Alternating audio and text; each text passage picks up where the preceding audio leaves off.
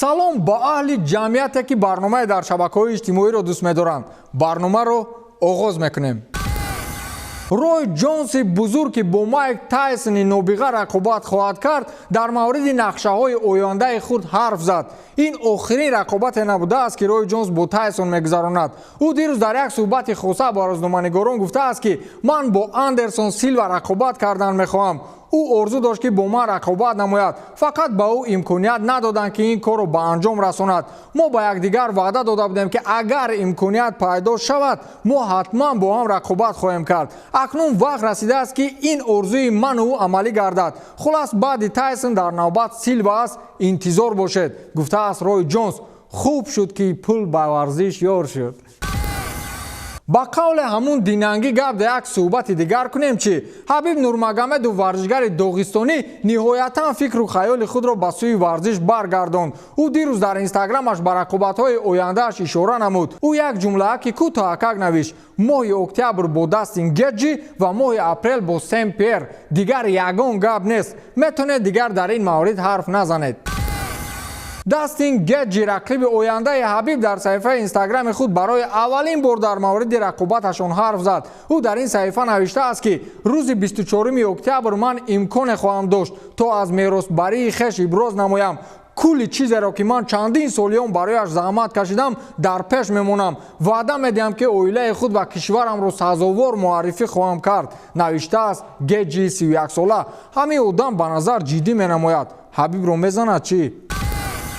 Глушаков ба хотири чашмони зебои Ксения Коваленко аз шаҳри Грозний ба Москва омаданист. ин дар ҳолест ки Глушаков чанд рӯз пеш аз тарки дастаи Ахмад хабар дод ва расонаҳои иттилоотӣ менавиштанд ки ӯ ё ба дастаи Динамо меравад ё ба Спартак. хулас имрӯз маълум шуд ки дастаи Динамо аз харидории Глушаков даст кашидааст ва ҳоло ҷониби Денис бо дастаи Спартак гуфтушуник доир месозанд. Телеграм-канали Мош имрӯз навиштааст ки футболбози 33 сола аз дастаи Спартак даъват ба аввал овардааст ки маоши солонаи ӯро 1,5 миллион евро намоянд. ҳамчунин телеграм-канали мазкур навиштааст ки Глушаков ба он хотир ба дастаҳои москвагӣ меравад ки бо Ксения Коваленко, нимиятгари дастаи ССКА ва мунтахаби Русия миёни занон боз ҳам наздиктар бошад. аз вохӯрии онҳо чанд рӯзи охир расонаҳои иттилоотӣ зиёд менавиштанд. хулас Глушаков шояд ба Спартак равад.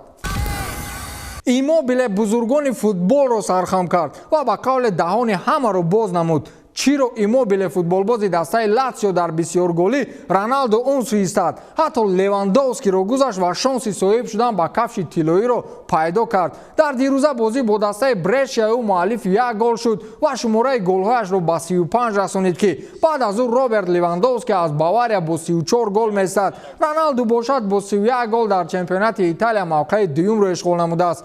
имсол соли Иммобиле будааст.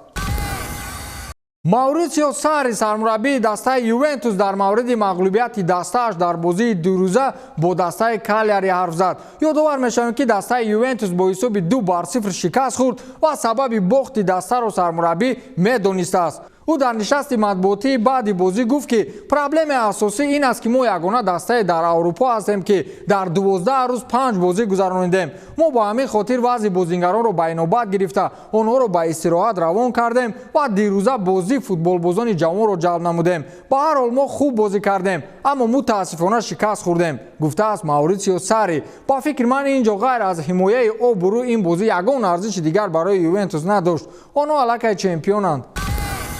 мегӯянд зери коса нимкоса аст. Антонио Конте сармураббии дастаи Интер дар ҳар нишасти матбуотиш мегӯяд ки Месси ба Интер намеояд. ҳар вақте сармураббӣ ин гапро гӯяд, ҳатман баъди он як ҳодисае мешавад ки одамонро маҷбур мекунад то ба омадани Месси ба Интер бовар намоянд. дирӯз дар телевизиони машҳури чинии Сунинг бозии дастаҳои Интер ва Наполиро тарғиб мекарданд. дар ин навори тарғиботӣ ногаҳон сояи Месси пайдо шуд ки онро рӯи калисои Милан гузошта буданд. акнун ман ба шумо мегӯям ки чӣ гап аст.